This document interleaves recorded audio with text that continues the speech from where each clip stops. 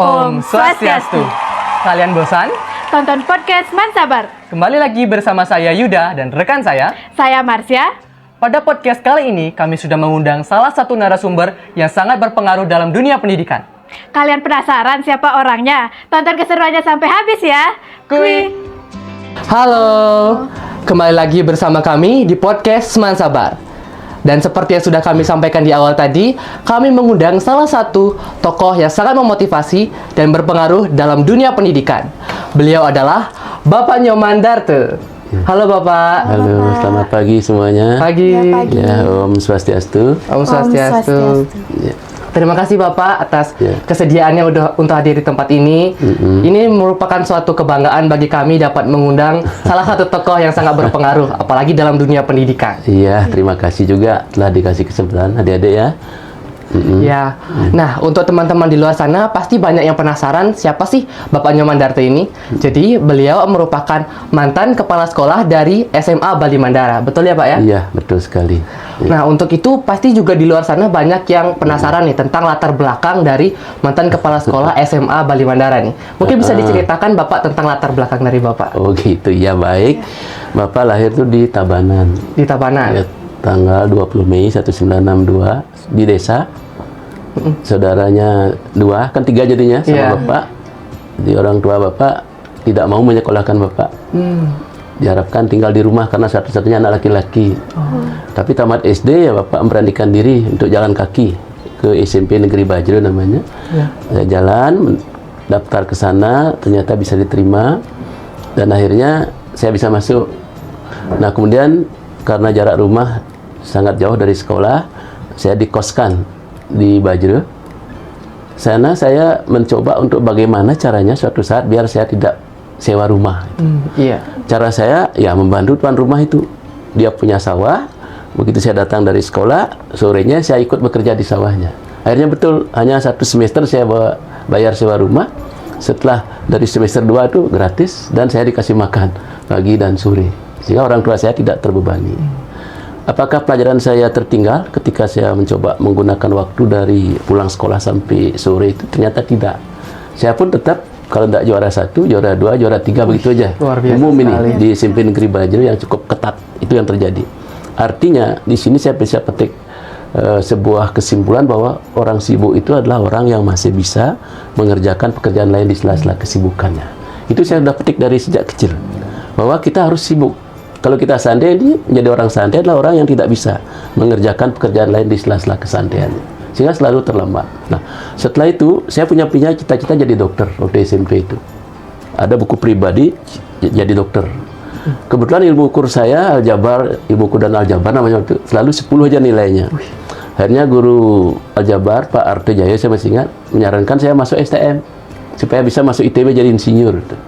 Saya waktu itu tidak tahu kemana orang harus bersekolah kalau ingin jadi dokter. Nah, akhirnya saya jadi korban guru BK. Karena guru BK itu tidak pernah memberikan saya bimbingan karier. Sehingga saya tidak tahu cita-cita saya jadi dokter, akhirnya saya masuk STM. Makanya di mana-mana saya jadi kepala sekolah, akhirnya pertama yang saya panggil adalah guru BK. Supaya tidak ada lagi korban seperti saya. Itu. Nah, saya masuk STM. Di sana pun juga sama. Tetap dapat juara, akhirnya tamat di sana tidak bisa sekolah. Karena STM 80 itu harus bekerja setelah tamat. Saya diterima di Sulawesi, Kresna Karya. Tapi orang tua tidak mengizinkan berangkat, nangis. Berpikir lagi saya, mana saya harus sekolah ini? Akhirnya saya sekolah di Undiksa Singaraja, jurusan fisika. Nyata lulus. Itu kenangannya luar biasa lagi. Saya tidak punya teman siapapun di Singaraja. Saya mendaftar, waktu itu cari formulirnya berebutan. Dari pagi jam 2 baru dapat formulir, ingin pulang ke Tabanan sudah tidak ada mobil. Teman tidak punya, akhirnya tidur di emper toko di Singaraja itu, beralaskan kertas koran. Iya. Itu. Akhirnya sekitar jam 9 malam, ada teman datang SMP, saya dipungut, akhirnya saya nginep di rumahnya. Ibu saya di rumah, kalau bahasa Bali kan nok-nok batu basahan dia, mana anak saya biar pulang, karena kan tidak ada HP waktu itu. Nggak tahu saya kemana. Akhirnya besok bisa daftar pagi-pagi, setelah itu bisa pulang. Nah, ketika di sana pun saya ketinggalan pelajaran, karena di STM dulu saya dapat fisika itu hanya 6 bulan. Melawan teman-teman SMA yang dapat fisika 3 tahun. jelas kalah ya. Iya. Tapi kembali, saya bertekad belajar dari pagi itu sampai jam 2 malam. Hanya saya tertinggal 6 bulan. Setelah 6 bulan itu saya bisa unggul dari teman-teman itu. Malah mereka tanya-tanya PR pada saya jadinya. Seperti itu. Nah, setelah itu saya tamat di Undiksa, akhirnya lamar, terima. Jadi dosen 2 kali melamar, tidak diterima.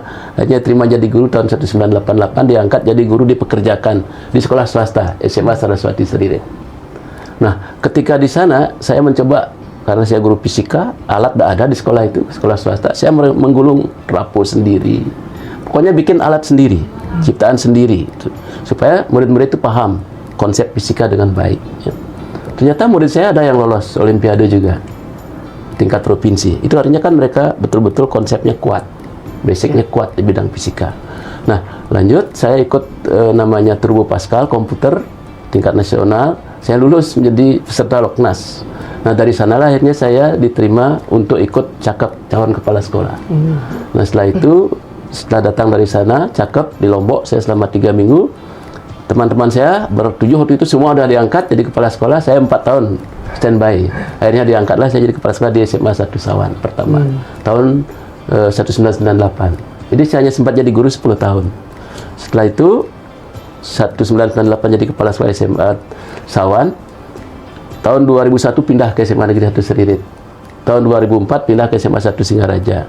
Tahun 2011 pindah ke SMA Bali Mandala sampai pensiun 11 tahun. Nah, itulah karir saya sampai menjadi kepala sekolah. Ya, itu cerita singkatnya. Ya, mudah-mudahan menginspirasi ya. Ya, luar biasa sekali ya Pak ya. Itu bagi teman-teman di luar sana, ini kisah hidup dari Bapak ini tuh sangat memotivasi sekali ya bagi kita anak muda di luar sana. Apalagi dalam berpendidikan itu dari awal itu pasti sangat sulit Pak ya. Iya. Apalagi dalam keterbatasan seperti itu. Ya. Nah, untuk teman-teman di luar sana, jika kalian sudah memiliki sebuah privilege istilahnya, gunakanlah dengan baik agar itu bisa menjadi batu loncatan kalian untuk bersekolah dan menjadi kesuksesan kalian. Seperti itu Pak ya. Betul. Baik Pak, Iya. ngomongin masalah karir Bapak tadi nih. Tadi Bapak sudah sampaikan dari awal Bapak masuk sampai di menjadi kepala sekolah dari SMA Bali Mandara nih. Iya. Pasti dalam perjalanan karir Bapak itu menemukan hambatan-hambatan gitu Pak. Apalagi karena tidak mudah dalam menjadi guru gitu kan. Apa aja sih Pak kalau boleh tahu hambatan-hambatan yang Bapak alami dan juga mungkin cara Bapak mengatasi dari masalah-masalah dan hambatan itu Pak? Iya. Tahun 1998 jadi kepala sekolah, usia saya baru 36 tahun. Waktu itu kepala sekolah umumnya adalah orang tua. Ya, sudah tua, dianggap berwibawa, punya pengaruh. Saya baru umur 36. Sehingga tidak ada orang percaya dengan saya jadi kepala sekolah. Ada tamu datang, apa kata mereka? Pak, mana kepala sekolahnya? Oh ya, masuk dulu Pak, duduklah di ruangan saya. Mana Pak kepala sekolahnya? Ditia, ampun. Oh, itu. Tidak percaya mereka. Nah, dari sini hambatan pertama kan ketidakpercayaan. Nah, apa yang kita lakukan? Yang kita lakukan adalah betul-betul kita tunjukkan bahwa menjadi tua itu pasti, tapi menjadi dewasa itu pilihan. Gitu. Jadi menjadi tua itu semua orang pasti tua ya. Mulai seperti ini nanti rambutnya putih dan pasti tua. Tapi menjadi dewasa itu belum tentu orang tua. Adik-adik pun ini bisa jadi dewasa meskipun belum tua. Bisa membedakan antara tua dengan dewasa. Nah, kedewasaan itulah yang kita tunjukkan. Jadi kita bisa merangkul guru-guru, menyentuh hatinya guru, touch their feeling, sehingga mereka mau mengerjakan apa yang kita kerjakan. Itu. Kemudian hambatan berikutnya, karena saya pertama tugas di SMA, pada umumnya muridnya belum disiplin ya, masih ada yang menceki di kelas dan seterusnya, berkelahi, memeras di sekolah lain. Tuh. Apa yang saya lakukan? Saya sentuh mereka, saya rangkul mereka. Jadi saya ajak mereka untuk membantu saya. Nah, bantu Bapak ya. Jadi intelnya Bapak. Nanti kalau ada temanmu main ceki di kelas, cari Bapak, nanti Bapak tidak akan ngasih tahu siapapun. Nah, akhirnya, Pak, sudah ada nih orang ini. Langsung saya ke kelas. Tapi murid tidak saya marahi. Oh, mainlah. Bagaimana caranya kira-kira biar kalian tidak main gini lagi? Itu saya tanya mereka.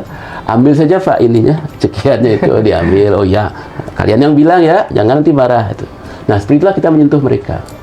Nah, lama-lama mereka jadi akrab dengan saya. Ya. Kemudian berikutnya, ketika kita bersentuhan dengan guru-guru, banyak juga hambatannya. Tidak sedikit guru yang pada awalnya itu a priori. Saya ngajar itu kurang lebih berapa kilo ya? 22 sekitar 35 kilo. Guru berkata, kepala sekolah ini tidak akan terus-terusan bisa begini. Paling 1 bulan atau 1 minggu pertamanya datang pagi-pagi. Nanti berikutnya pasti, ya sudah, ya lunturlah dedikasinya. Ya. Itu. Tapi di sini lagi tantangan. Kita tunjukkan bahwa tantangan itu kita harus jadikan peluang. Kan mereka menantang kita itu, jadikan peluang. Di sini adik-adik juga sama ya. Setiap tantangan itu jangan pernah menyerah, tapi tantangan itu jadikan peluang. Artinya ini peluang. Saya harus tunjukkan bahwa saya tidak begitu gitu. Saya tetap bisa datang pagi-pagi, meskipun dari jauh, tetap bisa datang pertama. Justru menunggu guru-guru yang baru datang. Baru datang kita salami. Ya lama-lama mereka malu jadinya. Ya akhirnya ya apa yang mereka bayangkan, image mereka apa di awal itu tidak ya tertanam. Ya sehingga akhirnya apa? Terbalik. Berlomba-lomba mereka datang ke sekolah. Nah itu yang saya lakukan di setiap tempat, termasuk pagi-pagi saya sudah berdiri di depan, menyapa guru, menyapa murid. Kalau melanggar saya tidak marahi, tapi saya tanya kenapa mereka melanggar. Rambutnya panjang, saya tanya kenapa rambutmu panjang. Ini udah punya uang untuk cukur? Ya, kalau belum bapak yang ngasih. Kalau kamu mau bapak yang nyukur, bapak yang nyukur. Tapi pak cukur rapikan. Tidak mau pak nyukur yang coblak-coblak itu. Rapi, betul-betul rapi. Itu yang kita lakukan, sehingga tidak ada murid yang merasa tertekan, tidak ada guru yang merasa tertekan. Jadi betul-betul mereka merasa dihargai. Bukan berarti dengan uang saja, tapi dengan sentuhan-sentuhan hati. Nah itulah yang saya pakai untuk mengatasi berbagai permasalahan. Yaitu kuncinya adalah dengan sentuhan hati, kemudian membangkitkan potensi yang ada pada teman-teman yang bermasalah itu, sehingga akhirnya mereka bisa mengatasi masalahnya. Seperti itu. Ya. Ya, lanjut, ada lagi? Jadi ternyata bapaknya itu sudah menghadapi berbagai tantangan dan bapaknya dapat menghadapi tantangan itu dengan menjadikan tantangan adalah sebagai peluang. Iya, betul. Jadi seperti yang kita ketahui bahwa bapak adalah kepala sekolah dari berbagai sekolah yang bisa dikatakan sekolahnya semua unggulan, Pak. Jadi kalau boleh tahu bagaimana sih cara bapak memanajemen sekolah agar sekolah itu menjadi unggulan, Pak? Iya, betul. Jadi esensi kepemimpinan adalah kepercayaan. Ini yang harus dipegang penuh. Jadi kita harus bikin semua orang itu percaya kepada kita. Itu langkah 1. Karena kalau sudah tidak dipercaya, apapun yang kita katakan, sebaik apapun mereka tidak akan mau. Maka tumbuhkan kepercayaan pertama. Ya. Nah, kedua, setelah kita dipercaya, maka kita ajak mereka untuk nyusun sistem. Jadi sistem yang kita susun. Sehingga begitu sistemnya tercipta, maka semua orang, semua warga sekolah itu akan tunduk dengan sistem. Tidak ada yang tunduk dengan kepala sekolah, tapi sistem. Contoh misalnya, untuk kegiatan upacara bendera, seperti apa sistemnya? Ya, semua guru harus datang, kumpul, dan absensi, ikut upacara, setelah selesai absensi lagi, dan seterusnya. Itu sistem yang kita ciptakan. Nah, setelah sistem tercipta, baru kita ciptakan lagi namanya tim audit internal yang mengaudit sistem itu. Ada nggak teman-teman yang melanggar sistem? Jadi yang mengatakan melanggar adalah tim ini, bukan bapak itu. Nah, setelah ada tim audit internal mengaudit sistem, maka akan ada namanya rapat tinjauan manajemen. Nanti tim audit itu akan rapat. Kalau sekarang di kurikulum Merdeka namanya refleksi. Apa? Masalah-masalah, kekurangan-kekurangan yang ada pada sistem itu. Nah, kalau memang SOP atau sistem itu kurang bagus, maka kita perbaiki.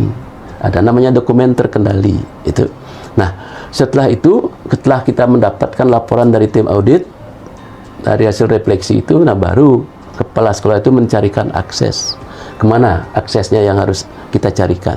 Supaya masalah-masalah yang mereka rapatkan itu terpecahkan. Ya, nah setelah itu baru kita kuatkan. Penguatannya harus selalu ada. Sehingga akhirnya mereka setelah ada masalah, mereka sampaikan kepada kepala sekolah, tidak dibiarkan oleh kepala sekolah, tapi diberikan solusi berupa akses. Setelah itu baru kita kuatkan lagi. Tidak rumit sebenarnya, sangat sederhana, tetapi memang harus sistem diciptakan. Ya, seperti itu. Baik, Pak. Terima kasih nih untuk tips memanajemen sekolah, Pak ya. Ya. Mungkin memang terdengar sedikit rumit, tapi sebenarnya itu sangat simpel untuk diterapkan, Pak ya. Sangat simpel dan Tidak ada yang tunduk dengan kepala sekolah, tapi tunduk dengan sistem. Termasuk sistem. kepala sekolahnya, Iya. tunduk dengan sistem itu. Nah, mungkin ini juga bisa menjadi salah satu motivasi dan juga batu pijakan bagi kepala sekolah di luar sana ataupun guru-guru di luar sana yang menonton podcast ini, menjadikan salah satu bagi mereka itu pembelajaran gitu Pak, untuk mengatur sistem di sekolah mereka masing-masing. Iya, betul. Baik, lanjut nih Pak. Sebelumnya kita sudah membahas mengenai Bapak memanajemen sekolah.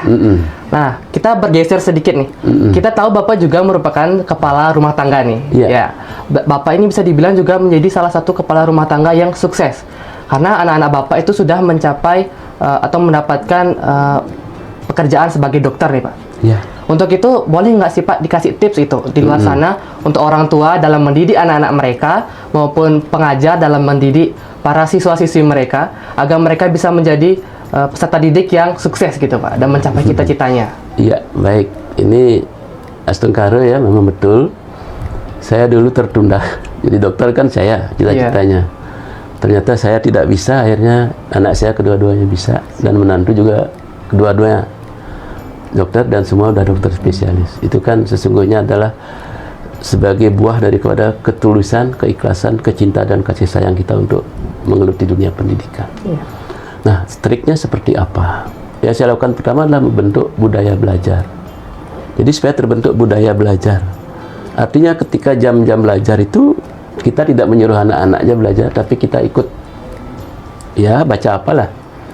Ya sambil melihat-lihat ada tak mereka kesulitan. Ya, setelah mereka kesulitan, apa itu sulitnya? Ini begini caranya. Ya, kalau umpamanya anak-anak kita suruh belajar, kita nonton TV, maka dia tidak konsentrasi. Kemudian kedua imbitnya, bapak aja enggak belajar nonton TV. Maka lama-lama dia juga begitu. Itu pertama ya, budaya belajar harus kita bentuk. Nah, setelah itu kita tidak pernah memaksa anak untuk jadi ini, jadi itu dan seterusnya. Jadi kita tanya, kamu ingin jadi apa? Silahkan. Tidak pernah kita paksa. Karena passionnya itu, sekali lagi siapapun yang bekerja yang sesuai dengan passion pasti mereka akan senang. Hanya yang hobi mancing, kasih mancing pasti senang.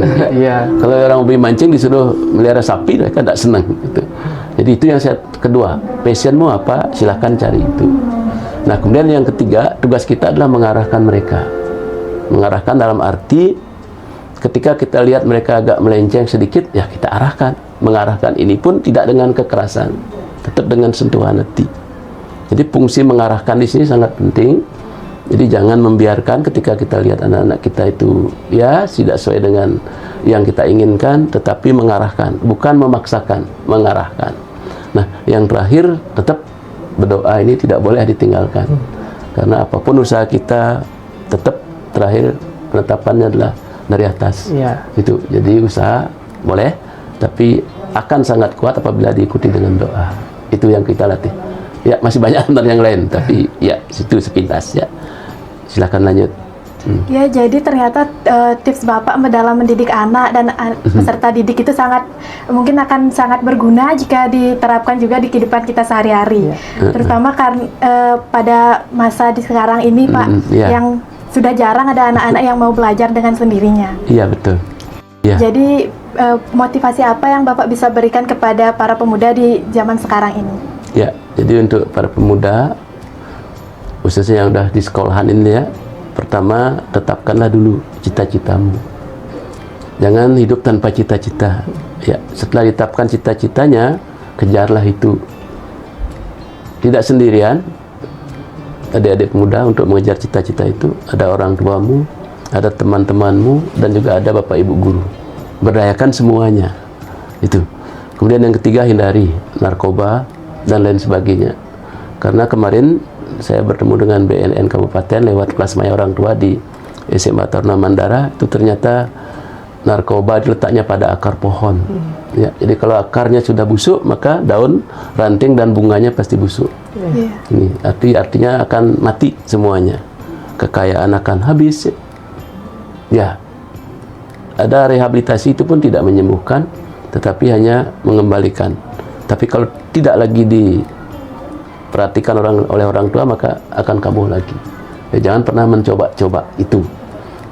Nah, yang ketiga, pada pemuda-pemuda di luar sana itu, saya mohon untuk tetap memberikan yang terbaik kepada satu di keluarga dulu.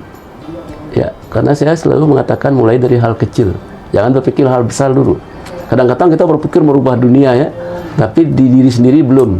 Jadi mulai dari yang kecil dulu, diri, setelah itu di keluarga, nah setelah itu baru nanti ke yang lebih besar.